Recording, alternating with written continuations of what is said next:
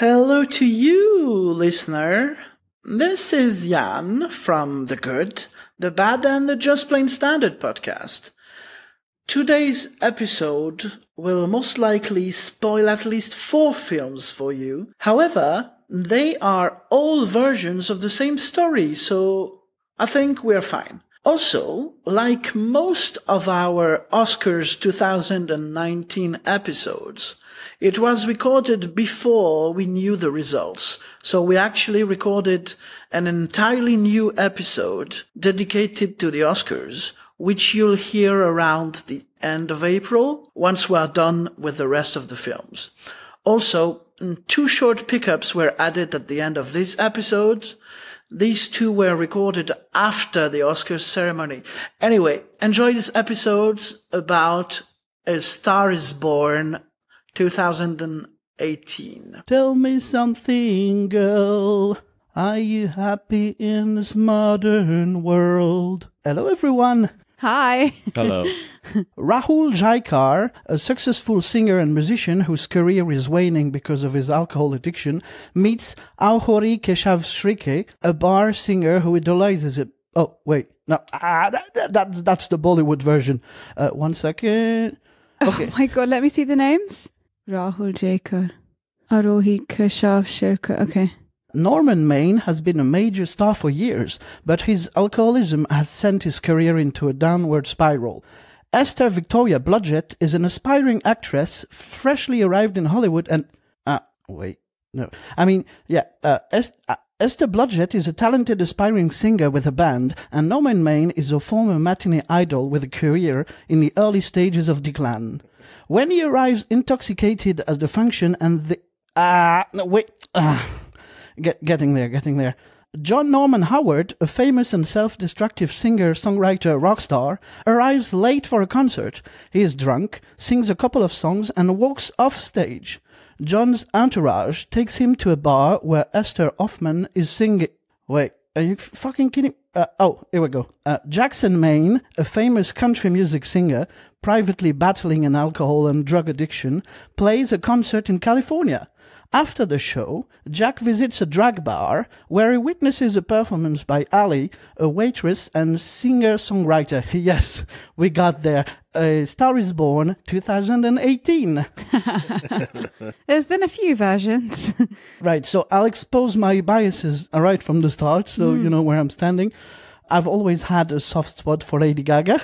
Oh, yeah. That's from the start. And that new version of the story is Bradley Cooper's directorial debut, and I've always been very impressed with actors who manage to star and direct in the same film. Yeah, and produce and screenwrite.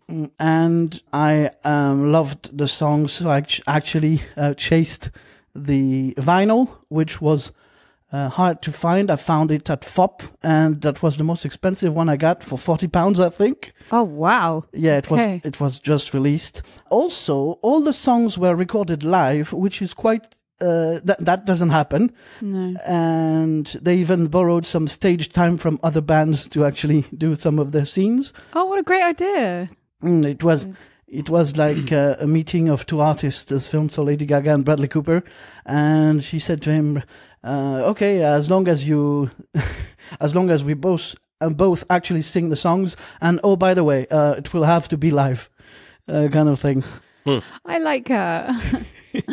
And finally, I'm quite excited about because it's been written by 3 people, including Eric Roth, but I'll talk about him in our post-episode discussion, because he has some pretty incredible stuff coming on next year. So this story has been told countless times, and so that's going on the negative bias now.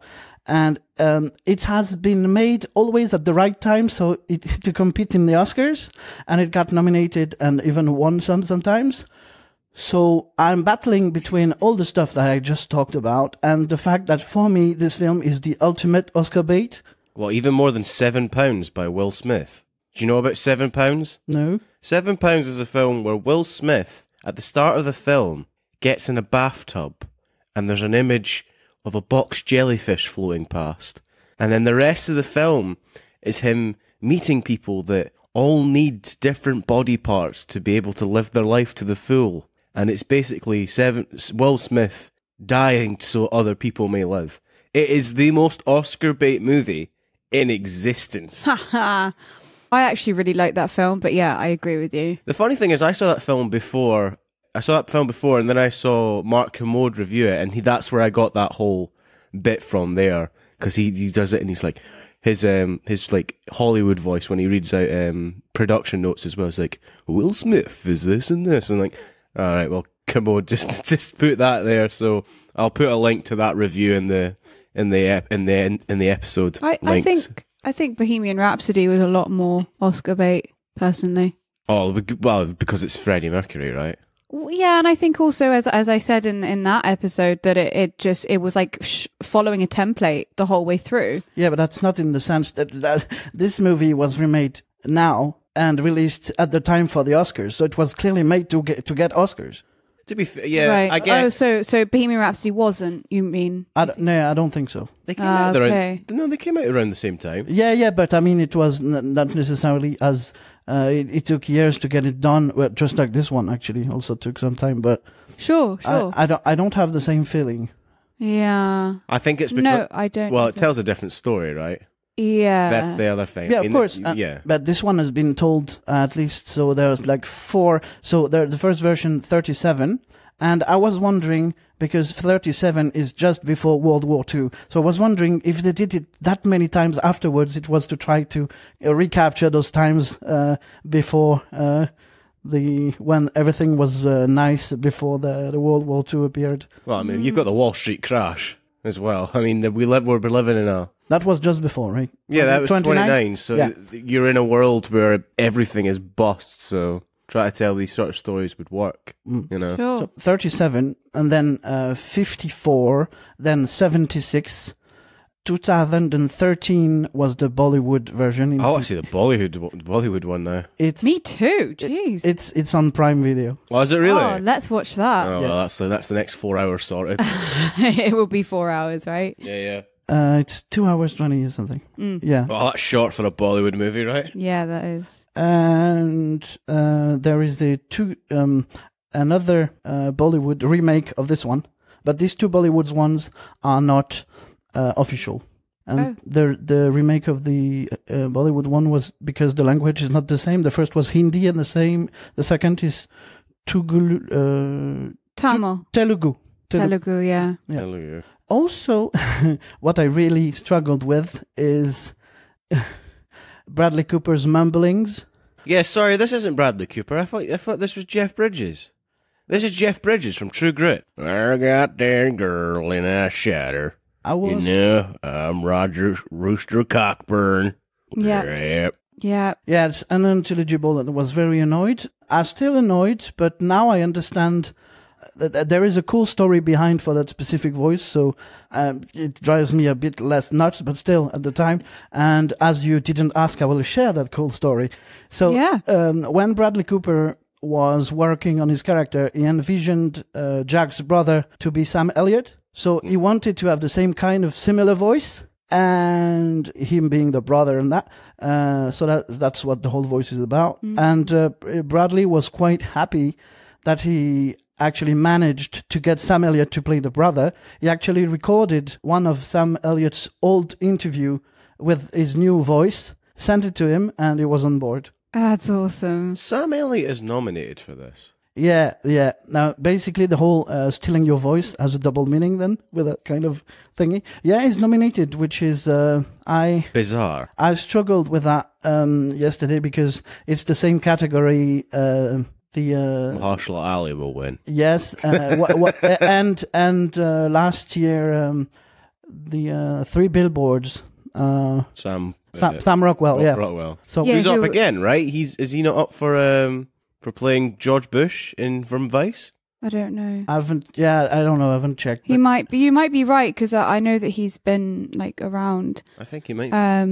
But the thing is that he wasn't. I don't know what it is. If it's screen time, it can't be screen time because. No, that's yesterday. I was thinking. I realized that yesterday before going to bed. So it's nice that we finally managed to record this episode now, because I had time to think about plenty of stuff. Yeah, and the Sam I've read some articles saying that sometimes that specific category also is getting people to like award their whole career. Like James Coburn was awarded that specific award for something that wasn't necessarily a big thingy, but that actually awarded lifetime achievement kind of thing. Well, in the same sense as did Emma Stone win for La La Land? Yeah, she did. She should, it should be the opposite way around. I mean, she won't win for The Favourite, but she should have won for The Favourite over La La Land. I agree with you. It's one of these. I honestly don't know why. Sorry, I really like Emma Stone, but I don't think she should have won for La La Land because she was playing herself, right? I think usually in history, Oscars get it wrong. I.e., the most famous one, in my opinion, again highlighted by Kermode, was Martin Scorsese. What film did Martin Scorsese win the Oscar for? Do you have a guess? Or what one would, in a better way, what film would you give the Oscar for Best Director and Best Film for? Wasn't it Gangs of New York? No, it was not Gangs of New York. Anouk? I don't know. He won for The Departed.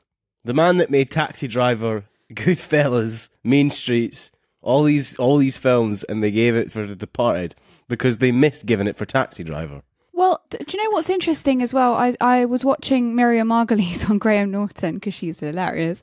And she was like, I really don't like Winona Ryder because if she just stepped up and said, I'm a lead actor, I should be nominated for the best lead rather than taking the supporting actor, then I could have gone as the supporting actor. But I feel like the actors, I mean, I'm sure if you're at that level, you can probably push for whatever you want, but it seemed like a really strange sentence to me. Like, why would an actor push for a certain... Wouldn't they just be happy that they'd been nominated on anything? It's not. I don't think it's the actors that decide. Right, so it was a bit strange that an actor said, I don't like Winona Ryder because she couldn't... She went for supporting actor rather... Why is that Winona Ryder's fault? I mean, you can... I assume in the discussion period of like, we're going to nominate you for this, you could go, I want to be nominated for lead. I should get lead, right? You can submit me for the lead role. So that just reminded me of the fact that I'm not really sure why Sam Elliott would be nominated, and if he can push for something else or that's what I thought. Well, I didn't think about this. Yes, I was wondering if it's quality over quantity, but it must not have more than 10 minutes screen time. So I was exactly. He's very good. Yes. Whereas Mahershala Ali is all the way through the movie. Exactly. It's interesting as well because I've always thought the supporting and lead, they're very close. Like supporting has always been like basically lead, right? Rather than what Sam Elliott was, which it wasn't supporting at all. It was he had a few scenes. Should they rename the category the award for actor in or a few scenes? No, actor or actress. So keep the categories not in the English language, not in the featured role. Not in the well, yeah. I kind of think that should be out there, but. I don't know. I thought he was really good, so I also don't want to take away from.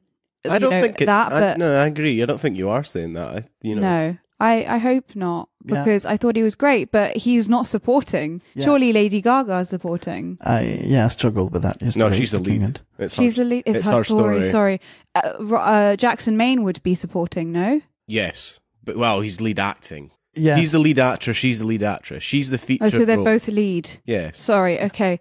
So supporting, maybe would be Sam Elliott then. Yeah. Or. So is it? So it's dependent on the film rather than screen time. Because it's never to do with screen time. No, it's about you have your two leads or however many leads that you have, and then the person that has the most screen time after that is supporting role, right? Yeah. So that would be Sam Elliott because even though he had a few scenes. Anyway. Yeah. So I don't think I asked a specific question in the previous Bohemian Rhapsody. So, do you remember the first concert you ever attended? I did say I went to Busted. Okay. So what? No, the new one. Then, what is your best experience in a concert? The best one. The best one I've ever been to. Yeah. I went to see Daft Punk. I knew you were going to say that. At iTunes Wireless Festival. I think that's yearly in London, and they're one of my favorite bands. And also it's like electronic DJing. So it was just do, do, do, do. And the whole, but obviously they're like the fathers of that certain genre. So it's not just, you know, a DJ. They are like the most amazing, influential people. And being, you know, a young kid of 14, it was like unbelievable. Like with the lights and the sound and the crowd, and you're with your friends and the music you really love. Like nothing can beat that feeling of watching your favorite bands or people, you know? I saw the remainder of The Who do, I think it was Tommy. It was either Tommy or Quadrophenia, which is the two rock operas that The Who wrote. So it was Pete Townsend and Roger Daltrey doing it, along with some session musicians, which was pretty fucking good. Mm-hmm. The best one I've ever been to, I don't know. I'd have to think about it. Come back to me. I'll come back to that later in the episode. By the end, I'll figure out which one was the best. Okay, mine was, so I went to see, it was in Paris, Salle Pleyel a while ago, Sting, but for his intimate Songs from the Labyrinth. All right, so it was classical, Renaissance kind of music, and he did, everything was great, and he also did the Message in a Bottle version in that kind of style, which was incredible. I watched yesterday Gaga 5'2", and at some point she does a kind of cabaret, a toned down version of Bad Romance, which is great. A acoustic cover or a piano cover, yeah. Mm-hmm. She's an amazing singer. I have plenty of notes. Most of them will be in the description, so I won't bore you for hours in here. But the original 1937 movie actually won 1 Oscar for Best Writing Original Story. Oh. But it didn't win, which is funny because at the time you had Best Writing Original Story and a different one, Screenplay. So it didn't win for the screenplay. It was nominated for plenty of those. It was an hour and 55 minutes, 51. The 1954 was directed by Georges Cukor, and famously, the cut that was released by producers was half an hour shorter, despite what the director wanted. So the original film was premiered as 182 minutes. That was the full cut, but it was the premiere, and it was released 154.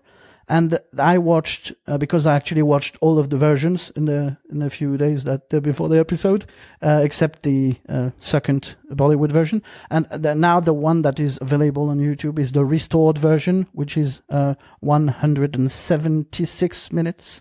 That version 54 just won, didn't get any Oscars, but won a Golden Globes, Best Actor, a Motion Picture, Musical or Comedy, Judy Garland, Best Actress, the other way around, Best Actress and Best Actor, James Mason. The version after that, 76, won the Oscar for the Best Original Song. Evergreen won a ton of Golden Globes. And this new version is actually up for, they got nominated for BAFTAs, but didn't get any, this new version. They won, they won, the music, just the music.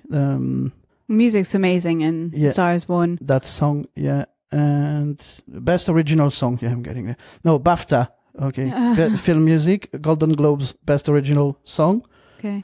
And that's pretty much is it for the awards. The difference is, so I'll just talk quickly about some of the scenes. So in all versions, you've got a wedding proposal. Sure. And the original, the first movie, it's at a boxing match.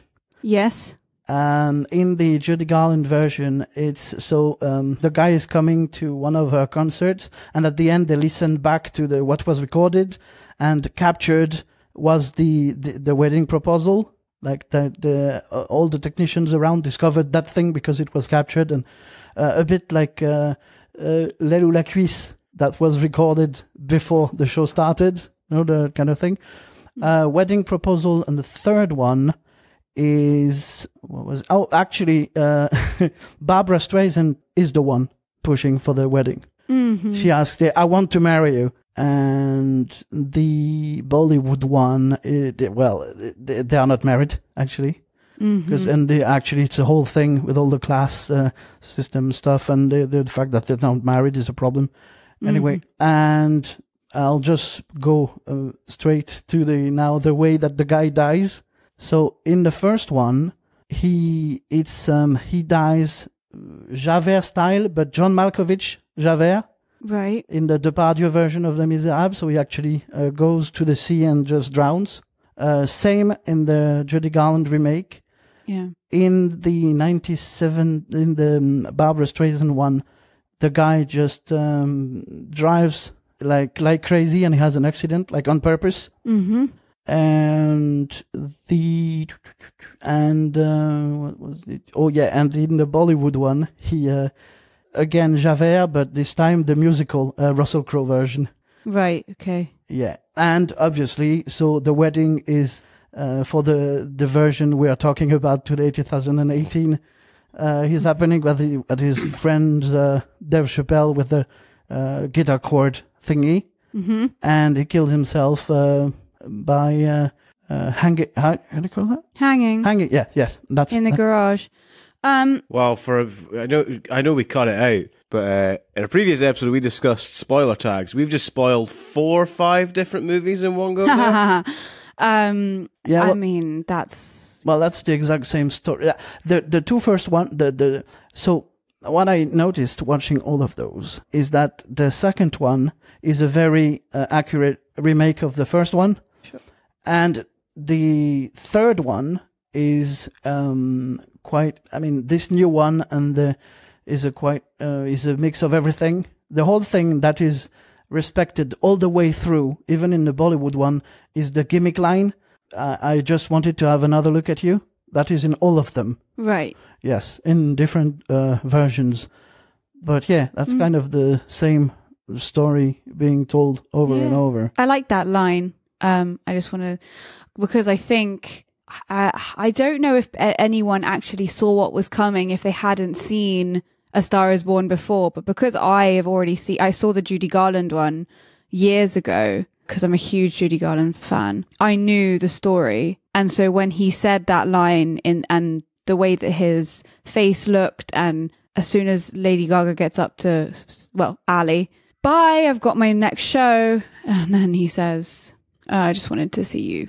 It was like, oh God, it's coming, isn't it? Yeah, they're not. The first one is not a musical. That's the only one without any songs. And the interesting bit is that the way that, the second one is very similar to the first one, except that sometimes there are quotes from Shakespeare, which foreshadows the fact that the way they added songs is play within a play. Like at some point they have a preview, and that's those beats that are too long.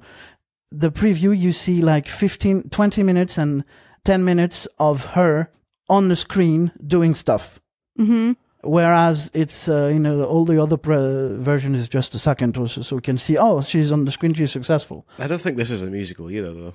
No, it's not. It's written that it's a musical, but it's not. Because a musical is there is no song in here that is, for the character. Yep. They're all songs performed by characters, so in my view, that isn't a musical. That's just a song with songs in it.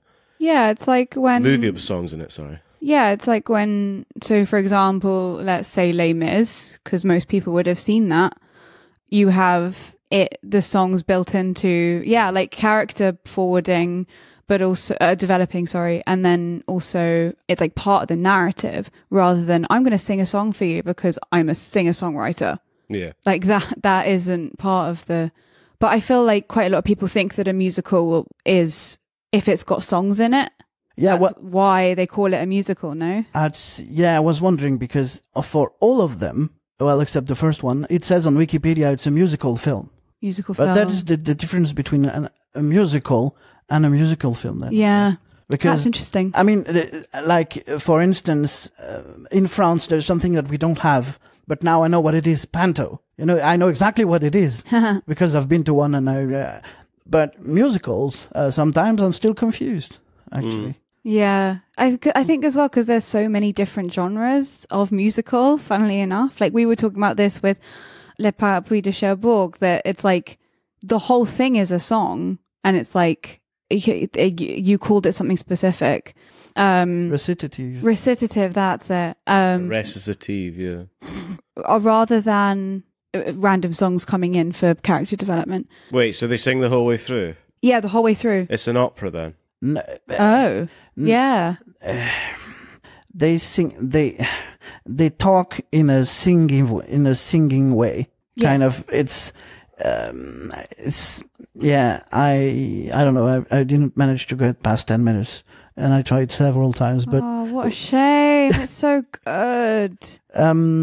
This movie, just like the documentary on Netflix, 5'2", was produced by, so that's quite strange, Live Nation Productions, which was always a ticket sale, ticket resale, ticket exchange, production, marketing kind of a company. So they're expanding just like Netflix and YouTube and all those...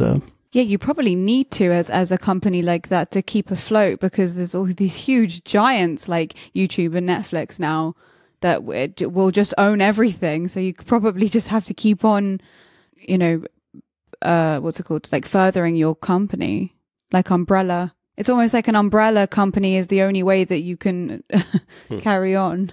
Otherwise, you'll just get bought up. I really appreciate it because it rarely happens these days. There was a SNL segment without any Trump derangement syndrome involved. So I was impressed. Uh-huh. Well, that's to give I don't know if we've ever talked about that before in an episode. That is because it's to not timestamp when the movie happens. Yeah. If you put a cultural reference in a film, it will age terribly because in the future nobody will get it. Therefore, if you have a moment like SNL, you can't use anything going on right now because it will date your movie. So you can always watch this film and feel like it's like about recently. Yeah, you can never pinpoint an exact year and time this happens. Yeah. That's why there's no any political reference in any form in that section. I can understand that. Yep, Star is Born is kind of timeless. That's probably why there's been 8 versions. The only thing that would timestamp this movie is they say, I watched that on YouTube. Oh, yeah. And also timestamping, of course, technology is always moving fast. Yeah. So there'll be a point where we'll just have to, we can play air guitar and it works. That will be how technology will work, will further. I think that, in one of the episodes I had this whole, I don't understand why this happens. I'm sorry. That's this film that started my whole thing, I think. I'm sorry. Yeah, because Ali says that when they're talking at some point. Oh, yeah. Yeah, it's just something you say. Yeah, it's like a reflex for me. If someone says something awful, I'm so sorry to hear that. Yeah, well, we've had this conversation before, yeah. But I think that's thanks to this movie that started it. I liked to see Everywhere is in Greg Grunberg is in this. He's the driver. Right. He's the friend of you would know him from Heroes. That's when I first saw him, and he's one of the few guys who is actually in Star Trek and Star Wars. Oh, nice. Yeah. That's awesome. I didn't clock that.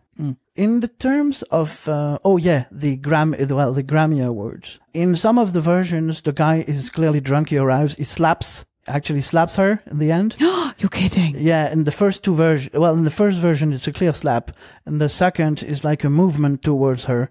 And in the third version, he, what was it? I don't remember what it is, but yeah, it's something of that sort. And obviously, in the Bollywood version, it's just making a movement, but it's so Bollywoody that it looks like she just and she falls, and she has the huge red like blood on her there. Anyway, and then in that version, he pisses himself. Yeah, I think that was quite an interesting idea, because it's like it's the one thing that you don't want to do, especially when this isn't for you, this is for your wife, and then you embarrass her in front of everyone, and she tries to play it off. It's like they really thought about what would be the most humiliating thing that we can do without it maybe being violent. I guess maybe they wanted to take away from the fact that he was about to hit her. I think this new version is the most humiliating one of all the of all the other ones. When he's on the stairs and he's like, should I come up? Should I come up? Like slurring. And she's like, yeah, I want to thank... And she actually stumbles over the fact that she wants to even thank him because it's so embarrassing. She's like, I want to thank my husband. Like, it was like, well, of course you want to thank him because he literally made your career, but also he's drunk and probably drugged up and literally can't speak. It's such a good... I actually found it really hard to watch that scene. Oh. Yeah. Also, the way the male protagonist, well, the male counterpart decides to go kill himself. I'll put a spoiler tag before the video and the thing, so be sure. Sometimes in the 76 version, it just doesn't make sense. This episode is the Star is Born and every other version. Yeah. Well, it's the same movie over and over, so it's going to come around. 76 version, we have no idea why he kills himself. It's not clear. Yeah. Whereas in the two first versions, there is the overhearing of the friend that tells him, so he decides to kill himself. Just in this version, and the Bollywood version, the one character actually says exactly why he killed himself. Right. But yeah, this new version is different from all the others, and I think it was interesting. You have the manager of Ali say, look, we're not mates, because he's acting all gentlemanly now, right? And it's all Jackson Maine's like, he's gone to rehab, he's like really gentlemanly, it's all like he's like the nicest guy ever. And then Rez, I think his name is, I don't know, but it's the manager, Libby character. It's the publicist in all the other versions. Right. So he basically says, you're holding her back and this is your fault, and we literally nearly didn't make it through this bullshit that you started. And that you kind of see it dawning on is it's probably like he was thinking about it before, but that was I think the catalyst. That's actually because you can watch it in his face, like he's like slowly dawns on him that maybe he can't be with Ali forever. And also maybe, I don't know if suicide is on his brain or if it was like a spontaneous thing, but that's the moment. Did it annoy you that there wasn't an end scene with Rez getting his comeuppance? Because it annoyed me. I really wanted Ali to like slap him and say, how dare you? Which is funny, I forgot to say in Bohemian Rhapsody, the Michael Myers, we get a 2-second comeuppance scene. Yeah. But yeah, indeed, we don't get that. Yeah. I felt a bit unfinished because it's like, oh, did he just get away with the fact that he pretty much... I know that Ali wasn't there, so maybe she didn't know, and that might be a bit too sensational. Maybe it was quite nice, the fact that we end on a song that she sings, which was written by him. You know, it's like a really nice way of just rounding it off. And Adam was talking about how it was nice that they cut from the concert to them being at home. Jackson playing the piano and Ali crying. Yes. That was really powerful. Powerful. It's subversion. I mean, you expect, as in the aspect of that, when you see these like big power songs at the end. All right, let's take the final scene of Whiplash, for example. Right. You know, with the drum playing that last section of the song. Yeah. Imagine if you cut from that scene and it's him as a kid learning to play the drums, like the first time he gets through that song without messing it up entirely. Yeah. In the same aspect, you'd be like, that's interesting. But in that film, it wouldn't work because that's truly about that last moment. In this film, that moment isn't necessarily about her as much as it is about him. They both share equally in that song. So it's interesting to see it pay off in both aspects. So I thought it was quite nice. So it takes away the fact that this is like her scene. Yeah, it's not a validating moment for her. Well, it is in the sense of like she's having to deal with everything going on, but it's also a scene where it's proving that he wasn't just this drunk, washed up country western singer. Like he did write songs, and she plays it, and you see in the scene that the composition is based around his original way he plays it to her. So it's quite a nice way of showing that as much as her talent is there, she would not be there in that moment without him. So it ties everything together for the final aspect of the film. I think it also drives it home that he's dead. Yeah. And they had this amazing bond. And of course, yes, it's about career building, but it's also about the fact that they really loved each other. And I think that's the moment where I probably started crying, because it really drives home the fact that they'll never have that moment, because it was so intimate. And so, and to take you away from a concert as so jarringly to like a quiet, intimate moment where there's piano playing and someone singing a song, actually not pitch perfect as well, which I thought was even more interesting. I thought that's a great verse, because nobody, when writing songs, sings pitch perfectly unless they're in a movie. Right, exactly. Nobody sings when they compose close to what they're going to sound like in the final version. Of course. And I thought that was really nice, because it was real, and it was just between them, and it, again, intimate. And so I really, really liked that. And also, it was like 5 seconds long, but it made the film completely. But that probably adds to the fact that it was live, you know, like it was recorded live. So that was probably a moment where they were like, because it's quite a quiet, chilled out song, you do sometimes lose your pitch, you know, if you're a singer. Anyway. The tinnitus thing was not lifted from anything that was original. That was original, right? It's probably like the saddest thing to happen, right? Like someone who's a singer-songwriter and to lose his sound, his hearing. But also, I think it happens quite a lot because of how loud concerts are. And you're right next to these huge speakers.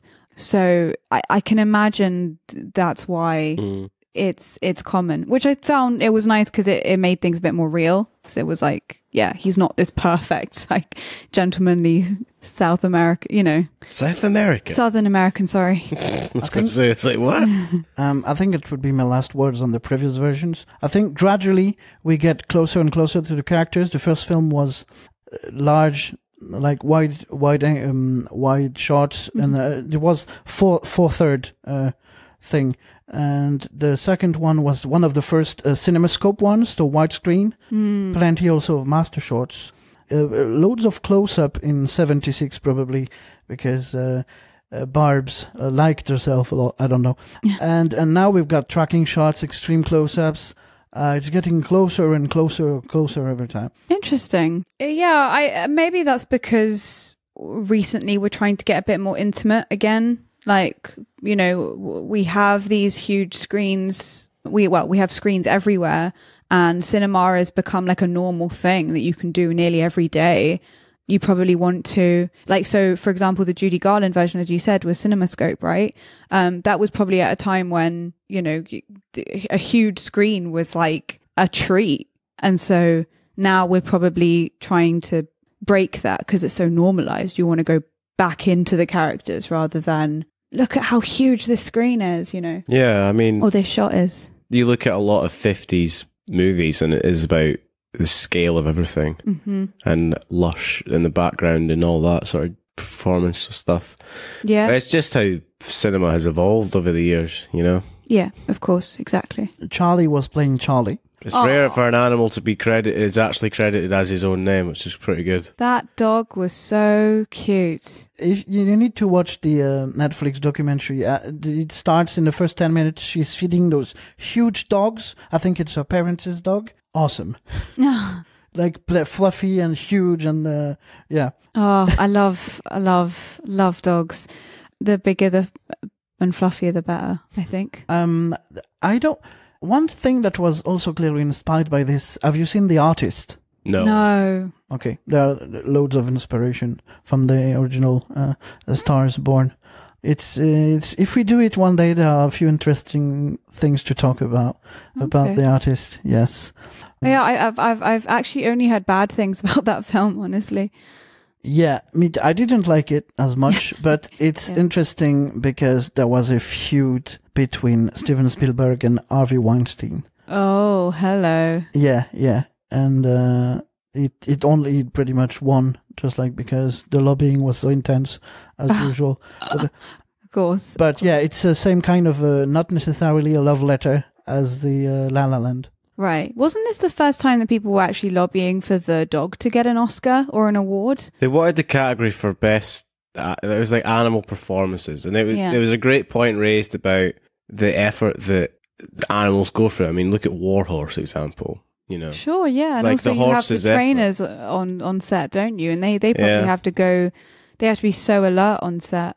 But I mean, there's award shows. There are lots of people that just don't get the credit that they deserve. It's silly to think that award shows are everything when a lot of the people that are involved in a film aren't even mentioned. There's no award for craft services. Yeah, or stunts. Definitely should be an award. Stunts, Foley, I think should get an award. Well, no, it does. Foley? That's sound design. Are you sure? Yeah, sound design is a category. Okay. Best sound, and editing, like sound mixing. Yeah. So there's the digital side. You get, for example, Dunkirk won for sound editing, and all because of all the background of the ticking of the watch and all the atmos of the bombs and the booms going on in the background.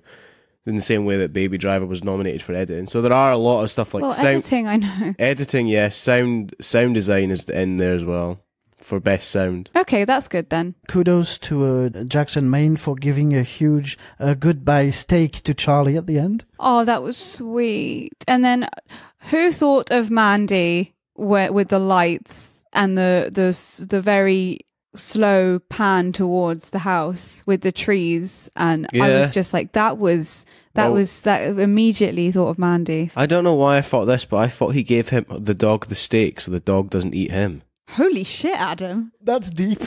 That is dark. Well, you know, like if it would. It's an animal.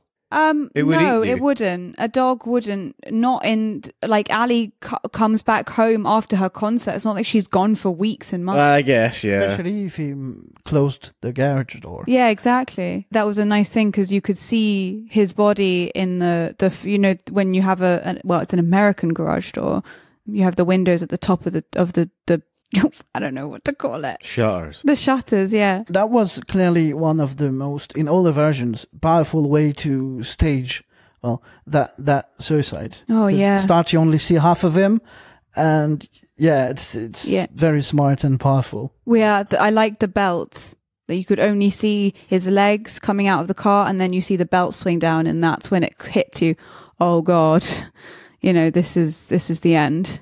Super powerful. Sam Elliott, he has one quote, which is one that resonated with plenty of people, which is also probably why he got that nod Oscar. The 12 notes between 2 octave thing. Oh yeah. Yeah, plenty of people are really excited about that bit in really? the world right now. Yeah. Interesting. I didn't think that would resonate. I thought that maybe people would like the. I really liked the like, I took away your voice, or you took away my voice. That's because you've got nothing to say. And Jackson Maine's obsession with having something to say and telling it. Like, there were a few scenes where it was really important for him to tell Ali and his brother and people around him that if you've got something to say it. You know, and this is your time because it will leave and it won't be there, you know, forever. So say it when you can. It was really important to him. Mm. And of course, the last thing he says to his brother is like, you know, I idolized you, not Dad. And I'm sorry, I said those things. So it's like, again, rounding things off. But yeah, of course, the brother has to quickly drive away because they couldn't see each other crying or be emotional. I wonder if it's normal for first-time directors, because that happened for Aaron Sorkin. The first thing he directed was a biopic, based on the book. This is based on previous material. I wonder if it's for famous people, something that happens mostly. Do you think it takes a little bit less pressure? I don't know. Well, the guy did everything. So I think it's an easier sell to a studio, personally. Because it's not an original story. It's not you directing your own version of something. It's they know that it's an established project. So they know that they'll work. In a way, that not necessarily a work. They know that there's less risk involved, I think. Sure. I think it's easier to produce something that's based on something else. Yeah. I'm saying this never producing something, so I could be heavily wrong here. But I would imagine. Yeah, that makes sense. We have, well, there is an in memoriam in this one. Elizabeth Kemp, who was an actress and admired teacher at the Actors Studio, who had a profound effect on Bradley Cooper and coached him and Lady Gaga for that film. Oh, really? Yeah. Oh, that's nice. Yeah, acting teachers, I'm all for it. They are the unsung heroes. When you look at the credits, you see at some point that I don't think it's her mum, because watching the documentary, it's not the same name.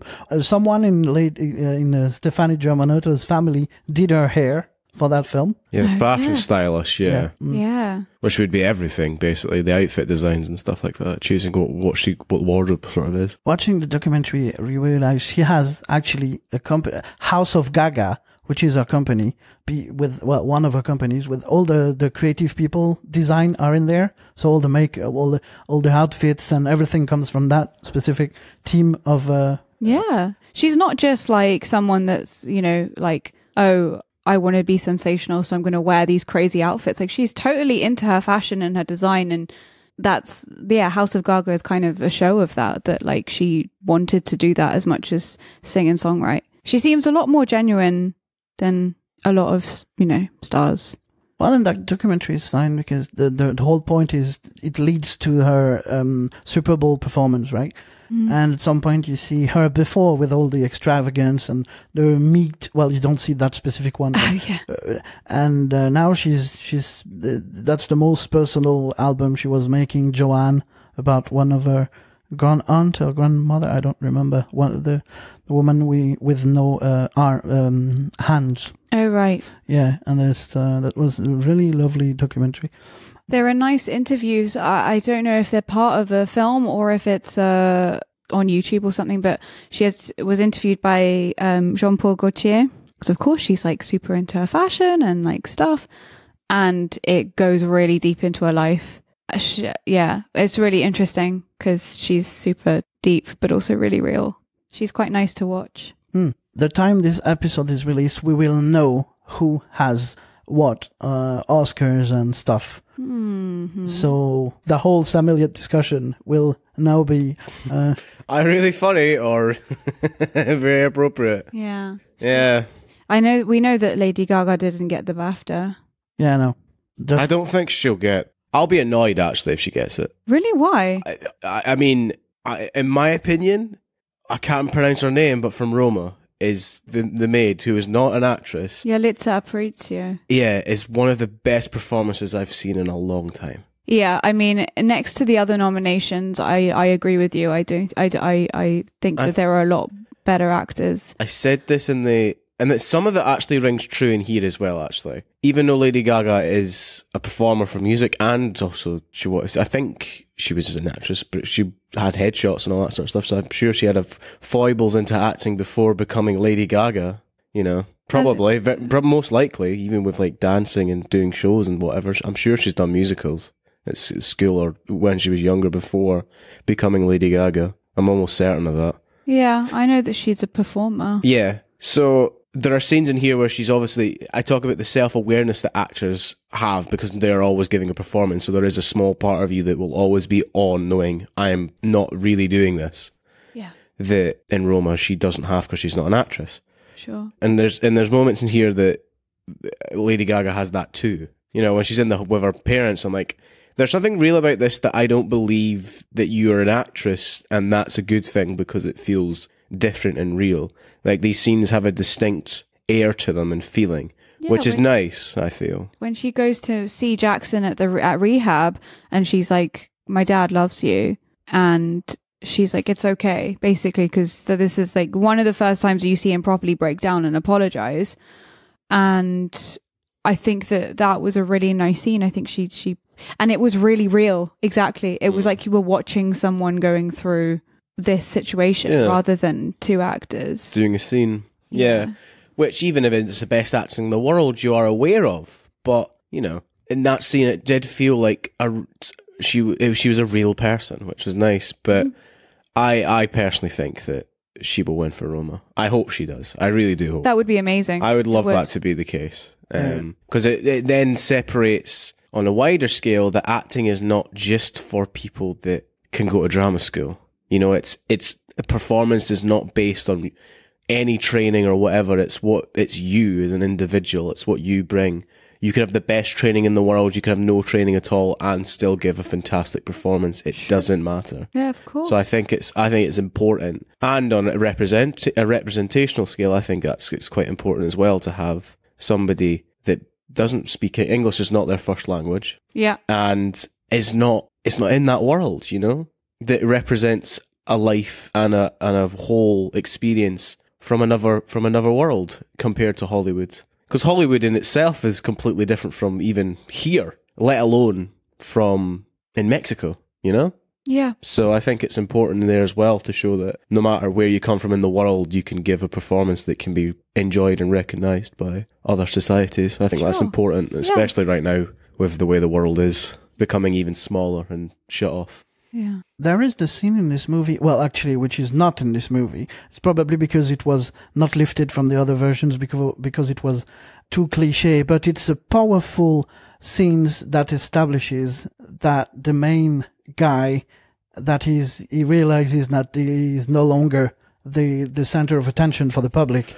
I wondered that in this film. I was like, he doesn't really fade out as a performer. I mean, there's little bits where he gets replaced on the show because, you know, there's this hot new talent coming in. I mean, there's that moment, but he never really fades out. And it's because the music his performances as the artist are quite good. I was reminded of an artist, Joe Bonamassa, who might be in one of, I went to that might be the answer actually to, your question, what was the best thing I've ever seen? Because I got to see him in the Edinburgh Playhouse and in this really strange venue for this guy to play, but it was amazing. And I was in a bad place at the time and I wasn't fully in with the performance. But looking back on it now, it was great that even when I was in a bad place, I could hear the stuff, and it was an amazing all-round experience. So probably to me, that's my most important and best experience of music, even if I wasn't super present there, because I was going through some stuff. But it was important to go there and be out of it, just even if it was for a second, that music could take you to that place. Which is why, for me, emotional scenes in films are not usually dictated by performance, they're dictated by music. Mm-hmm. Randomly, I will get quite emotional at the Charge of the Rohirrim and the Return of the King, because the music swell is so good. It comes after an empowered speech, and then the music swells into this just great movement, and you're like, oh, why am I getting emotional? And it's because of the stakes and music, so it's a combination thing. I think that's why it was so nice that this film ended on a song, because I think you're right. I think music affects everyone, and actually sometimes it is an amalgamation of everything, but the sound is so important, because it can literally make you from, you know, oh, this is sad, to bawling your eyes out. You know, like there's a balancing act, and music's usually the one to kind of push you off. But what did you guys think about Lady Gaga looking into the camera at the end? I didn't even clock that, actually. Yeah, I did. I didn't really notice the very first time. But with all the baggage, with all the previous episode, that was an interesting way to replace, because in pretty much all the other versions, she takes his name, like the guy's dead, but so he's still remembered. She takes his name. Yeah, I clocked that on the second time, but I didn't have any specific feelings about it, actually. No. I just wrote it down to talk about it, but... Yeah. I mean, my first thing was that it seemed like maybe it was saying this is a real story. I don't know. Like, I don't know. I thought it wasn't as powerful as maybe it wanted it to be, but just because I don't know why it was there. I think it separates, actually. I think it becomes... Separates what? Well, she's performing to an audience, right? Yeah. So in that one moment, she's not with the audience. So it becomes she's on her real. own. She's on her own. Not... Right. It's not. I don't think it's to look at us. I think it's for her to have a moment of her own reflection, rather than to us. I don't think it's and now remember this. Hear my tale, like Greek chorus style. I don't think it's Greek chorus. I do think it's to separate her from the audience, and it's just her on her own. I like that. Yeah, that's interesting. It's as well because like the change of her face looking up, because she's remembering them together. Yeah. And then she looks straight into the camera, and she it's like she becomes more serious.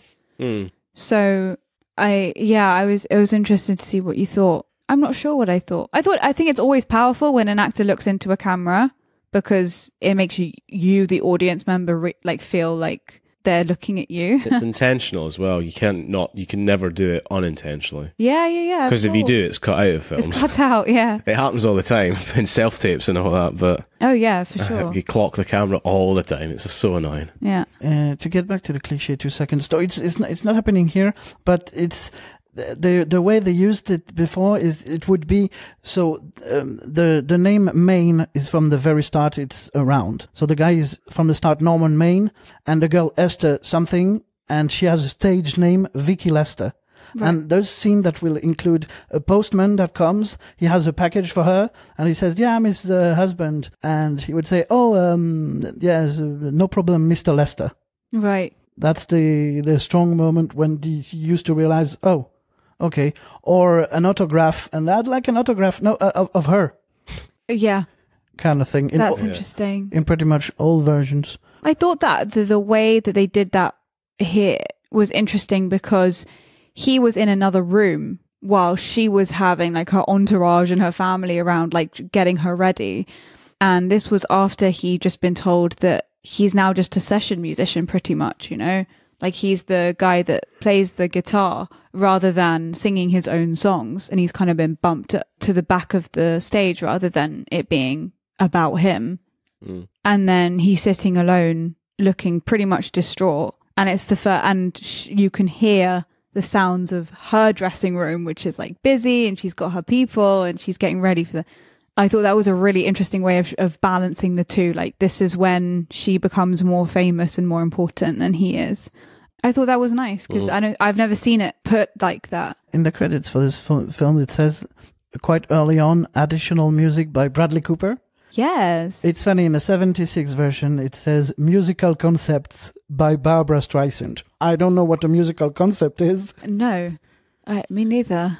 That might be from there's a bit in Bryan Cranston's autobiography where he talks about he would whistle in Malcolm in the Middle, and the guy would come up to him and said, who are the whistles by? He's like, it's just me making it up. He's like, well, what you should do is to register yourself as a composer or music artist so that you can get paid for using your own songs, because we have to credit them to somebody.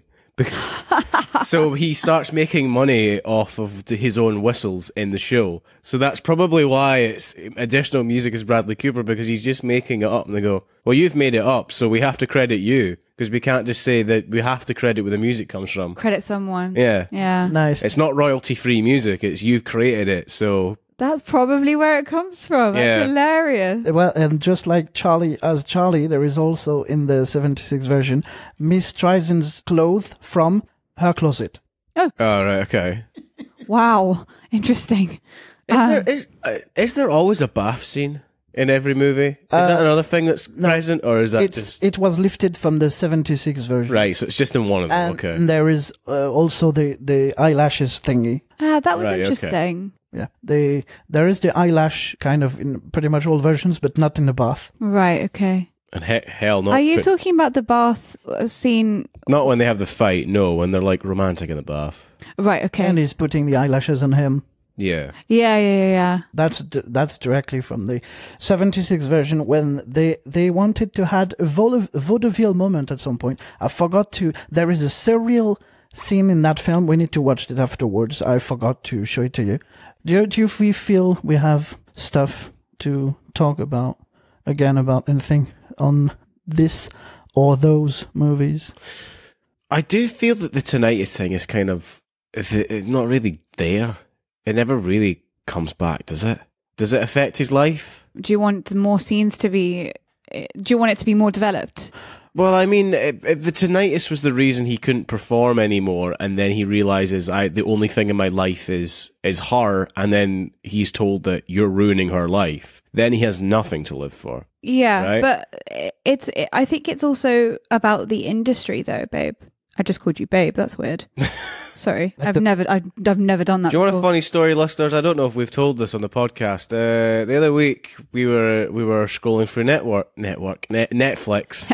That's because I mentioned Bryan Cranston. I know. We're scrolling through Netflix, and the 90s movie Babe, with the talking pig, was on the screen. I went, "Oh, Babe." She's like, and it went, "Yeah, what?" I'm like, "No, Babe, the movie Babe." And it's like, oh, I see. That's so embarrassing. To go back, no, I mean, it's about the. I thought it was about the industry rather than like you're over. It's now about her. Well, yeah, but there's also this might be a musician thing actually, because he's been going about for a good few years. So he's predating the use of in-ear microphones, or in-ear playback, which is designed to help, because you would playback monitors. If you ever see a gig, any part of the musician, the music group, pointing at the floor and then pointing up, they're asking the sound team to increase the playback monitor so they can hear what they're playing, which is a problem because they're blasting the music at themselves. So they are getting both music forward and from behind them, because the speakers are behind them. Right, yeah. So in-ear microphones, in-ear mics, essentially. Because he talks about that, doesn't he? Like, oh, if I put those in, that means that I'm not connected with the audience and I'm not really present. I'll be in my own head and my own ears. Which is what which makes the tinnitus worse, which is, I thought, a metaphor for old school musician versus new school, which is also present between their style of music, because that's why he hates the song that she does on SNL, because it's so modern. He's like, and they meet when she's singing the French song. That's interesting. So it's a balance between old and new, not just that he is unsuccessful, which I like how that is not necessarily the plot line in this one. It's more that the style of music has changed, which will always be an issue. But also you have to do certain things to get to a point that you're famous enough to do the things that you love. Are you talking about the sellout songs? Yeah. So every band in existence that want to be commercially successful will have the sellout song. Or a few, like maybe even like a few albums of sellout stuff. Like it's fine. Like Ariana Grande does it all the time. You know that's not really her. I don't think she gives a fuck about Seven Rings, but she feels like that's money. That's commercialism. That's also keeping your producers and your manager happy. It's a business. And that's something that he doesn't understand, that she has to do certain things to get to a point where she then has time to do her own stuff. Yeah. And like any artist will have to do that. Like as actors, we know that there are lots of things you have to do that you are not totally involved in for money or for building up your show reel. Or do you know what I mean? Like, or even you can't just immediately go into, but I'm doing Pinter in London. Like it doesn't work like that. So I think it was idealistic of him, but sad, because it is like your time is over, mate. It's to do also with the style of music he plays. Country western music and blues. Yann said country western, which I agree with, but a lot of his stuff has a lot of blues in it. Yeah, it's rocky as well. Yeah, so that's why I'm thinking of Joe Bonamassa. It's that stuff is a lot more personal to the artist, and because that's where it comes from. That usually lyrics are based around stuff that's happened. You know, the I don't know my mama, I lost my dog, ate too many biscuits, and it's on the floor, like that sort of like. But it's like it's to sing about what's happened to you. You know. He also, I think Jackson Maine knows that Ali is amazing in terms of singing and what she writes, and so it probably saddens him to see her, being all sexual and. Like, why are you coming around with an ass like that? Yeah, exactly. What a line! That's the line he brings up, isn't it? Like that's not you, but you have to sort of jump through hoops, I guess. Yeah. Anyway, yeah, I don't know if I've got anything else. I thought that was quite nice. Yeah. Yeah, my rating is fine. All right, so Anouk Yann was A Star Is Born 2018. Good, bad, or just plain standard. Anouk. It was good. I enjoyed it. I thought it was powerful, and I definitely cried. Like it affected me. Yeah. Okay, I've been preparing this for a while. I liked it. I would recommend it, and be aware that since ACS, I use my words more carefully, and I don't use but. I think in the last 3 years I used it 3 times. Wow, that's impressive. I use however instead. So Yeah. I liked it. I recommend it, but I refuse to give it a rating. I'm not rating Oscar baits. Okay. Oh, really? Yes. Well, okay. So I think Bohemian Rhapsody was also an Oscar bait, but yeah, okay. This is unrateable to you. No, this is refusal to rate. That's not unrateable because it's not at the same place as Limbo. So you probably know what it's rated as in your head, but you refuse to rate it because it's an Oscar bait. Yeah. What if they were covering this movie at any other time of the year?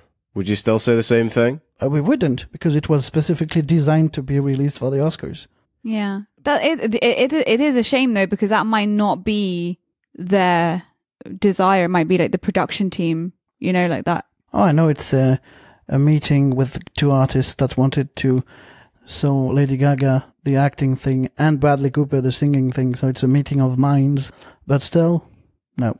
Fair enough. All right. Adam, go for it. Yeah, it's good.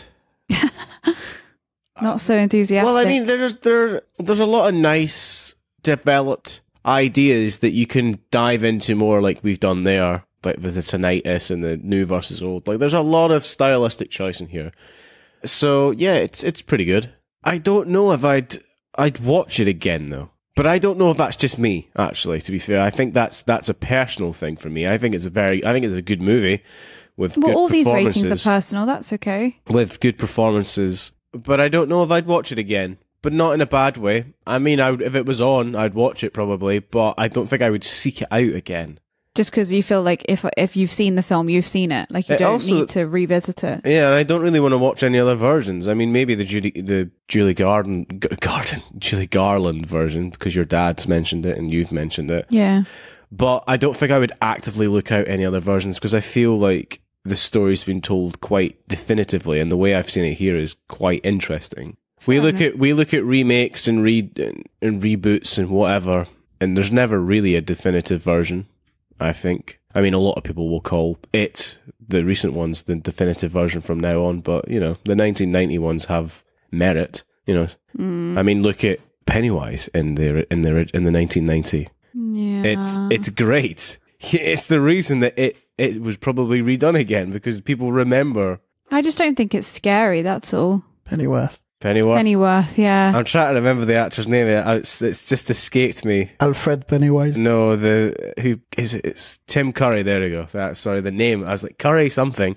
Yeah, Tim Curry is the definitive version of Pennywise. Whenever you look at that, you go, oh yeah, but how does it compare? Like, they're immediately, it's like, how is Alex Skarsgård versus Tim Curry? And I think if they redo Stars Born, which they probably will, because I mean, if you've remade it like 6 times, it'll happen again at some point. I think this will be a discussion of like, well, is it as good as the Lady Gaga version?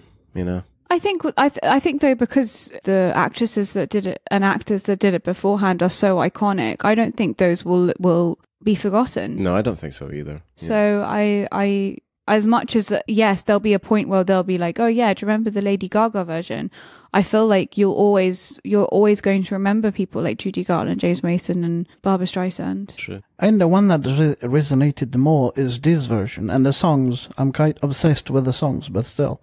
Yeah, everyone's obsessed with the songs. It was that's pretty much why it was so successful, this movie, not because of the movie, because of the songs. So that's an interesting one. Well, I mean, they won the BAFTA for original song. Oh, well, there you go. So yeah, they'll probably, I think they've... Shallow? Yeah. Right, I think they'll have a good chance at at least the original song, for sure. I think they will get that at the Oscars. Yeah. Cool. It's usually what wins original song is an animated film. Right. But I don't know. Which is, by the way, very interesting. We should add this one that we did. It's released soon on the iTunes US, so we'll have it. It might be one of those few years where it's not Pixar who wins animated. Ah. Yeah, because Spider-Verse was not from Pixar. That's very true. It's the studio that brought us... It's Sony Animation. It's the studio that brought us Emoji Movie. Oh, God. Terrible. Everyone was like, oh, God. And then they brought out Spider-Verse. And I was like, wait a minute, why? What was the Emoji Movie then? Terrible. Yeah. All right. Anyone else got some other points they want to make today? Yes, but a couple of things. I'm very excited about. So I talked about one of the screenwriters for this, Eric Roth. So Warner Brothers just announced that Denis Villeneuve's big budget sci-fi adaptation of Dune will open on the 20th of November 2020. And I'm really excited because the cast is just incredible. Like, it stars Timothée Chalamet as the lead, Paul Atreides. Nice. And Rebecca Ferguson and his mum, Dave Bautista, Stellan Skarsgård, Charlotte Rampling, Javier Bardem, Josh Brolin, Jason Momoa, Zendaya, and Oscar Isaac are in talks to join the cast. And do you have any Dune experience? No, I don't know this at all. I'm really, really excited about this. And by the way, we're recording. Yesterday was Alexandro Jodorowsky's 90th birthday. There is a documentary on Netflix, I think it is, Jodorowsky's Dune, the film that never was made. And that was based on that book, Dune. Mm-hmm. Also, a quick word about, now we know how it will happen, but just, the Academy wanted to edit and have certain Oscars to only be presented during commercials. Mm-hmm. Now we know that's not how it happens, but I liked some words from Alfonso Cuarón, because they wanted to remove editing and cinematography, right? Yep. And he says, in the history of cinema, masterpieces have existed without sound, without color, without a story, without actors, and without music. Not one single film has ever existed without cinematography or without editing. Yeah, so true. It's an art form only existing in film. They don't exist anywhere else. And, well, it depends, because the Guillermo del Toro, I don't agree fully with the one who says cinematography and editing are at the very heart of our craft. They are not inherited from a theatrical tradition or literary tradition. They are cinema itself. Well, editing is, you edit plays, you edit books, you edit film editing, not, but editing, yes.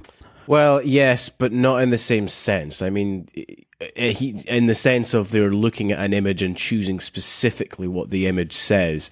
Yeah, you edit words and edit sentences and edit structure, but I don't think you edit what you're showing in a way. And photography, yeah, because you choose what you're portraying. But I think that's quite accurate to say that editing in that sense doesn't exist anywhere else. Also, old editing, taking the film and cutting, like that is a skill and art form that only exists for cinema. Yeah. With writing, it's scoring out and writing a new word. With this one, it's taking the image itself and stretching it or placing it in the right place. So it's a very skilled art form now. It's just enhanced by digital now, I feel.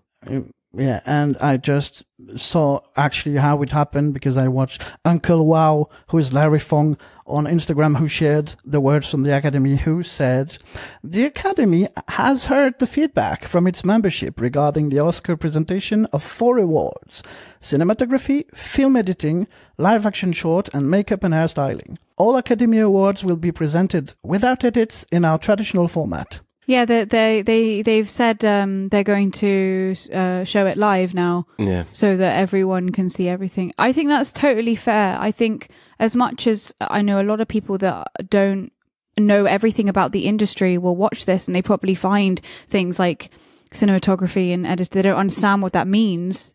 This isn't for you. Sorry, do you know what I mean? This is for people that have painstakingly worked their asses off for years and years and years to get to a point where they can get an award. And if you then say oh, but I don't understand what you do, then, go make yourself a cup of tea. But they should still be recognized. It's like the same sense. It's ironic we're talking about this on top of the Lady Gaga thing, because obviously in the documentary it climaxes with the halftime Super Bowl show. To which I'm like, the Super Bowl is not for people to watch.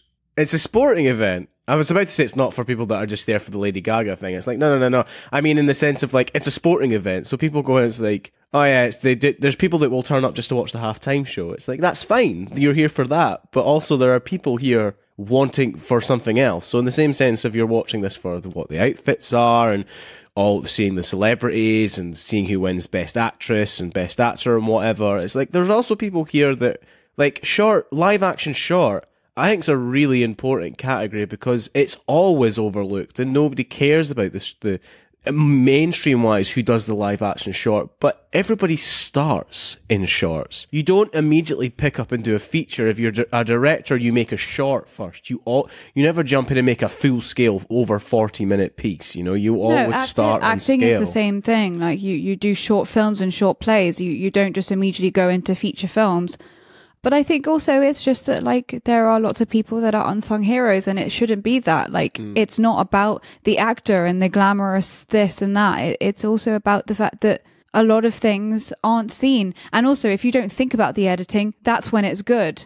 Yes. Do you know what I mean? So that's a really tough world to be in, of like, if you don't think about me, that means that I've done my job well. Yeah, if you don't notice me. If you don't notice me, that's the tough one. But so I think that this is, one time where people that aren't in the industry will see the fact that film has so many departments and each one of them is as important as the other. I loved Edgar Wright tweeted about it. I was like, that's such a good point from a man whose films are so important about editing. Because that's what makes him stand out, his stylish choice of edits and transitions. It's like, without that, you can have the best story in the world, but if you don't have a good cinematographer, you don't have a good editor, and you don't have a good hair and makeup department, it's literally just people walking about in front of a camera. Yeah. You don't have anything. You don't have a film. Totally agree. One thing I will say, Birdman had editors on it. So people saying, I've seen this a lot, like, if you have a film like Birdman, that's not edited, it's one shot. No, it was edited. It was cleverly edited to look like it was one shot. Yeah, it's not a continuous It had two shot. editors on it. So please don't, there are certain films, yes, of course, that is one shot, but editors will sometimes be brought in as well to look at transitions and, it's not all about I'm going to edit this to blah, blah, blah. It might be because they're needed for day and night transitions or transitions from one scene to the other. These people are the most important. Anyway, it's an idiot's point because they're even one shot film doesn't have an editor. Yeah, because they just turn up on the day and just walk around and hope that the shot looks good. It's like, we walked down this hall, we haven't been down here before to see if the film worked. If we walked down here, no, go with the cinematographer and the editor will walk around picking out the locations, going right, okay, we can go. As an editor, I can picture us moving here to here in one shot. That will work. And the cinematographer going, I like the street. Do you think this will work in an edit style? Is that yes, exactly. Because also in a continuous shot film, if it doesn't work, they have to edit because they won't have the film otherwise. The money, they've just pissed all the money down the drain. So there are editors on projects like that. It's not because you don't notice the edit or there isn't necessarily a cut in the film does not mean an editor has not worked on the film. This might need to be edited so that we can maybe have this as one mini episode because we're obviously very angry about it. It's okay because this is at the end of the episode. People can choose to listen to it or not. That's why we do these at the end now instead of the main episode. Yeah, and it's just 2 minutes, so a 2-minute episode is a bit short. And it's quite nice that we veered into long takes because the day we're recording this is Laia Costa's birthday. Victoria. Yeah. That film was an amazing piece of work. It really was. I still think about it to this day. It literally was incredible. So yeah, wow, happy birthday. Cool. That's awesome. So I think we're done. Anything else to add? I think we're past an hour and 20 minutes, so I think we're good. Yeah, yes. We have. That's all my thoughts. We were Adam, Anouk, and Yann. Bye-bye. Bye. Yes, guys, I forgot to show you the LP. Actually, it's 40 quid because it's a double LP. Oh. Yes, and it's quite fancily produced. You've got some pictures of Stephanie and Bradley, and you've got the set list. Yes, side A, side B, side C, side D. Yeah, so that's why it's 40 quid. That's 2 records. Man. I'll need to bring along for the next time I'm in Dunfermline to bring along my dad. When I was in Germany, I bought an LP for my dad, even though we don't have a record player, which was the American Graffiti soundtrack. So I'll need to bring that along, or find a copy that we can get for your record player there, Yann. Because it's got some cracking tunes on it. So, well, actually, you have watched that surreal scene in Star is Born 76. Any impressions? It was the most bizarre scene I've ever seen. It's like, so there's a woman in your swimming pool and she wants an interview. It's like, all right, and so I'll sleep with her. And then the main character, again, protagonist syndrome. Oh no, the protagonist has turned up. Why are you sleeping with another woman? He's like, he wants an interview with you. I'm like, what? What? Yeah, it was interesting because I did think that she wanted an interview with him. Yeah. And then it switched. I thought that was quite clever because it's probably, him going down and she's going up, etc. Oh no. What? Oh God. So in the episode, and right now, Yann said there's a surreal moment in the film. So when we were watching it, I was like, when's the cereal coming? Right. Oh no. Surreal. And now I've just I was like, Yann said surreal. I'm like, oh no. Why did I think that? So I was watching that scene going, when does the Frosties or the fucking Cheerios turn up? Oh, for God's sake, Adam. I'm so sorry. Yeah, that's a mistranslation. I can't believe my brain thought. The apricots are back. Oh God. It's like, what's he going to do with a box of granola? I So sorry. was it. It was quite strange though, because why is she in your pool? I don't. She basically, she was there. She trespassed, and she wanted an interview, with her. But the surreal part is that when on those events, Esther arrives, and the girl in the bed starts to get her tape and asks for the recording while she's still in bed. Okay, we can do the interview now. I'm fine. It's almost like she doesn't realize that this is her husband that she's just slept with. But of course she must do, because she's obviously obsessed with this singer. So she must know who her husband is. It's yeah. I was like, why is this woman like, and then she's like, well, he couldn't, I don't know. Get it off. He couldn't perform anyway. And it's like, well, why are you angry? You've just made him cheat on his wife and she's in the room now. Yeah. So thank you for listening again, guys. Thank you. We were Adam. Anouk. and Yann. Bye-bye. Bye. Hey, yeah, guys. Hello. I'm actually back from a few weeks in France, and I now have an idea about A Star Is Born and what my rating is. Hey. Yes. So Anouk, Yann, was Star Is Born good, bad, or just plain standard? Yann? It was good, with a flair of unoriginal and non-necessary. I mean, yeah. I'm glad we waited 2 weeks for that. Yeah, that is so true. Which Unoriginal and unnecessary. that's Woof. what the crux of the matter is, because I loved it. I'm obsessed with the songs. I've been for those weeks I'm talking about. And one of the Academy members explained why the whole hype died down. It was a fourth version of that story, and I think it added a few things, but not that many. The guy was brutal. Like, it is a fourth remake. It's not adding anything on top of that. So, but yeah, that's what I kick in the stomach. Yeah, I agree. I think that's why, as well, I think a lot of people thought that, and that's why it didn't win, because it's been done before. If they had Tom Hanks playing the lead, they would have won. Tom Hanks wins everything. But again, I'm still like it a lot. And so, in the end, did you actually watch the Bollywood version? No, we did not. No.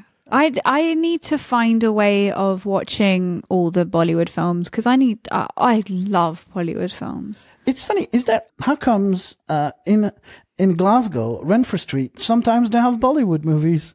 It's because there's a huge Pakistani population, thank you.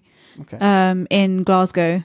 Yeah. And Scotland. So that's like in London, for example, you have cinemas specific that show Bollywood films too. And they're in huge population. It's not even just Bollywood. There'll be like Tamil ones as well. Yeah, which is sometimes put into Bollywood though. Yeah, just a different dialect. Yeah. But Language. It's all Indian. Tamil's a different language, isn't it? Not a dialect. Tamil is Sri Lanka. Right, so it's a different language. Yeah. Yeah, I felt that. I always made the mistake of saying dialect when it's Urdu and Punjabi. I'm like, no, they're different languages. Different languages. Yeah. Okay, cool. Thank you for listening to another episode of the Good, the Bad, and the Just Plain Standard podcast. If you like what you heard, you can leave us a review via iTunes. If you want to keep up to date with what we're doing, you can check us out on Facebook and Instagram at Good, Bad, Standard Podcast on both platforms. If you fancy seeing the live streams that we talk about on the podcast, they can be found on youtube.com. You search for Milk in a Wineglass. There are other bits and bobs on there too, just to see what Yann's up to during the week. And if you really like us, like really, really like us, why don't you head on over to patreon.com/goodbadstandardpodcast and have a look if you want to support us. Any small donation is appreciated.